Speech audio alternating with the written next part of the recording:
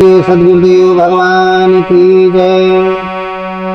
ध्यान मूलम गुरुर्मूर्ति पूजा मूलम गुरु कृपा। ध्यान मूलम गुरुर्मूर्ति पूजा मूलम गुरु पदम मंत्र मूलम गुरुवाक्यम मोक्षमूलम गुरु कृपा। अखंड मंडलाकारं व्याप्तं चराचरं तत्पदं दर्शितं येन तस्मै श्री गुरुवे नमः। बोलिए सद्गुरुदेव भगवान की जय। आज का बड़ा सुंदर प्रसंग है। भगवान की प्राप्ति में सबसे बड़ी बाधा क्या है? सबसे बड़ी बाधा क्या है? भगवान की प्राप्ति में भजन हर व्यक्ति करता है, लेकिन भगवान की प्राप्ति नहीं होती। तो कौन सी ऐसी बाधा है जो हमें भगवान की प्राप्ति नहीं करा पाती? हम भगवान की प्राप्ति नहीं कर पाते। तो भगवान की प्राप्ति में सबसे बड़ी बाधा क्या है? ये आज का प्रसंग है, इस पर हम आज चर्चा करेंगे। तो देखिए, भगवान की प्राप्ति में सबसे बड़ी बाधा कोई बाहर की नहीं है कि संसार के लोग बाधा डालते हो। कितनी देर डालेंगे भाई? कोई बाहरी व्यक्ति है, हम पूजा पाठ कर रहे हैं तो ज्यादा ज्यादा 2 मिनट, 4 मिनट, 5 मिनट हल्ला मारेगा, घंटा भर मारेगा, 24 घंटे तो नहीं वो बाधा पहुंचा सकता है। तो भगवान की प्राप्ति में जो बाधा है वो है हमारा मन। मन ही सबसे बड़ी बाधा है। कौन सा? गंदा मन। गंदा मन ही हमारी सबसे बड़ी बाधा है भगवान की प्राप्ति में। और मन गंदा, मन क्यों बाधा है इसके बारे में समझना पड़ेगा। मन इसलिए है कि बिना मन के हम भगवान की प्राप्ति नहीं कर सकते। मैं भी अपने सत्संग में बताता हूं, आप लोग सुनते हैं कि नाम जप की विधि बताता हूं कि आप लोग राम राम जप करें, वैखरी मध्यमा पश्यंती और परा के द्वारा नाम का जप करें। तो आप लोग करते हैं, राम राम जपते हैं जोर जोर से कुछ दिन वैखरी की विधि से, फिर मध्यमा विधि से करते हैं, यानी मंद गति से मन में आप। फिर आप लोग आगे पश्चिमती से करेंगे, फिर परा से करेंगे, अचपा जाप करेंगे।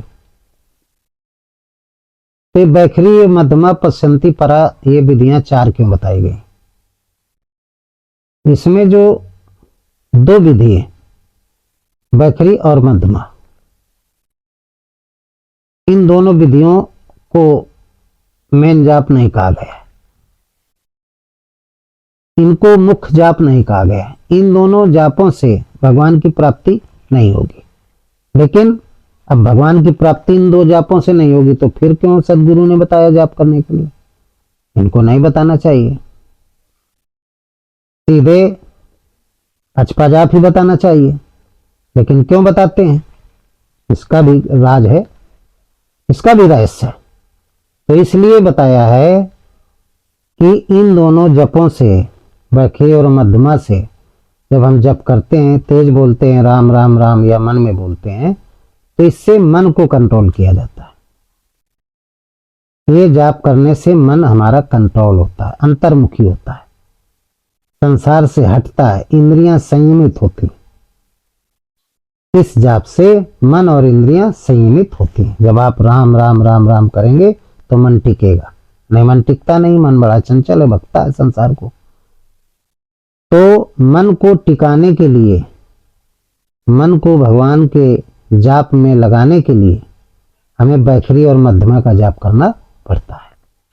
जब वैखरी और मध्यमा का जाप करेंगे, जोर जोर से राम राम कहेंगे या मन से कहेंगे, तो मन हमारा टिकने लगेगा। जो बाहर जाता है, बहिर्मुखी था, वो अंतर्मुखी होने लगेगा। और जब अच्छे से मन टिक जाए, मन कंट्रोल हो जाए, तब आप पश्चंती में जाए।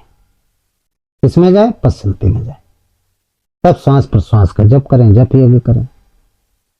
अचपा जाप तभी चालू हो आएगा जब तुम्हारा जो मन टेढ़ा है वो सीधा हो जाएगा। तो बैखरी और मध्यमा से मन को, जो टेढ़ा मन है वो सीधा हो जाता है।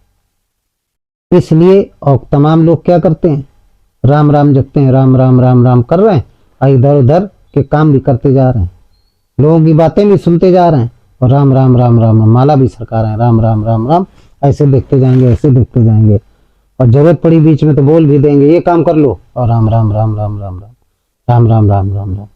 कुछ नहीं होने वाला, ये तोता रटंत है। क्योंकि जो राम राम जप रहे हैं आप तेजी से या मन से जप रहे हैं और इंद्रियां आपकी बाहर भाग रही, मन आपका बाहर लगा है, मुंह से राम राम निकल रहा है। तो ये दोनों जो जाप हैं ये मन और इंद्रियों को संयम करने के लिए, इनको अंतर्मुखी करने के लिए दोनों जाप हैं।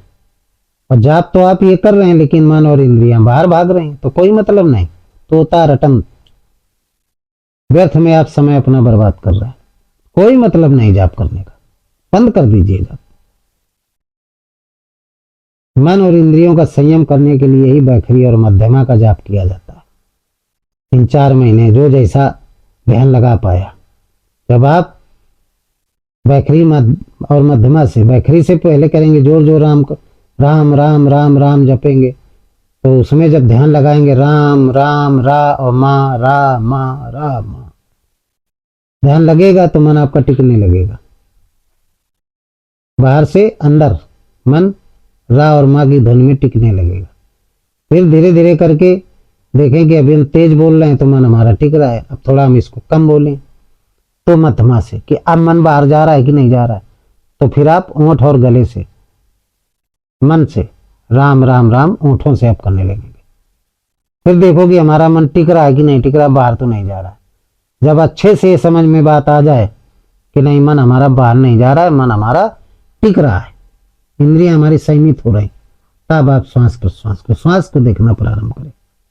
पश्चंती जाप, अचपा जाप शुरू करेंगे, तभी अचपा जाप शुरू हो पाएगा।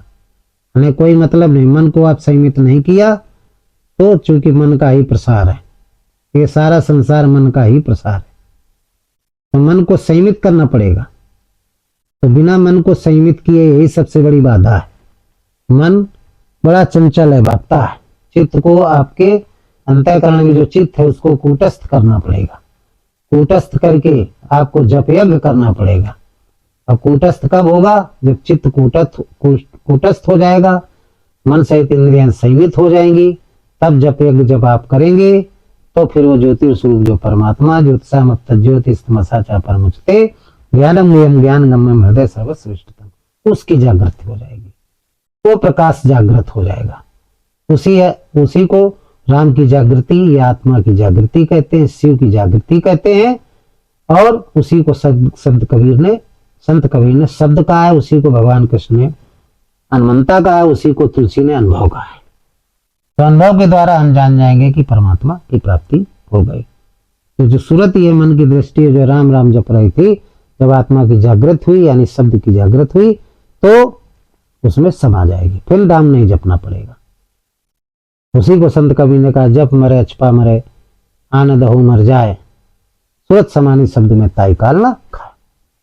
फिर वो जन्म मुक्त के चक्कर में नहीं पड़ता, उसको मोक्ष मिल जाती है। जैसे शरीर छूटा दोबारा शरीर नहीं मिलेगा, मोक्ष मिल जाएगा, सच्चित आनंदमय हो जाएगा।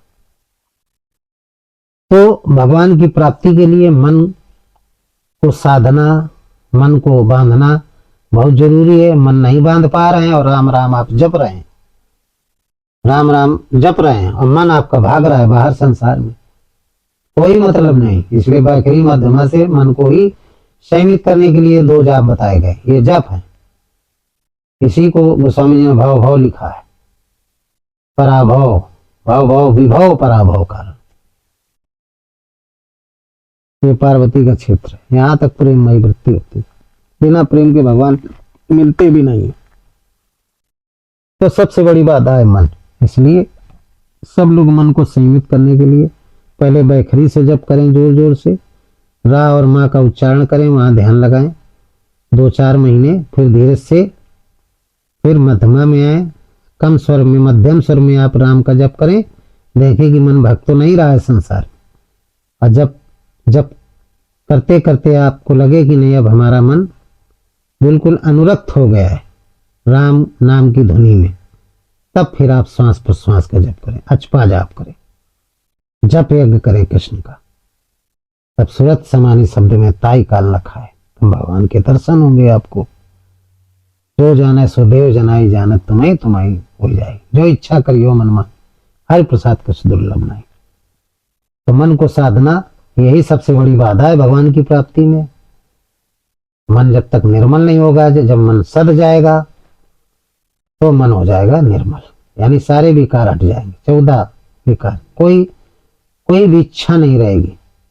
मन निर्मल हो जाएगा, जब मन निर्मल हो जाएगा तो निर्मल मन जन सो मोहि पावा, मोहि कपट छल छिद्र न भावा। भगवान ने कहा निर्मल हो गया, कोई कपट भाव नहीं रह गया, कोई विकार नहीं रह गए, भगवान की प्राप्ति हो जाएगी। तो आप लोगों को बात समझ में आ गई होगी। इन शब्दों के साथ सत्संग को समाप्त करते हैं कि सर्वे भवन्तु सुखना सर्वे सन्तु निरामया सर्वे भद्राणि पश्यन्ति मा कश्चित् दुःख भाग् भवेत्। बोलिए सद्गुरुदेव भगवान की जय। हृदय में स्थित परमात्मा राम की जय।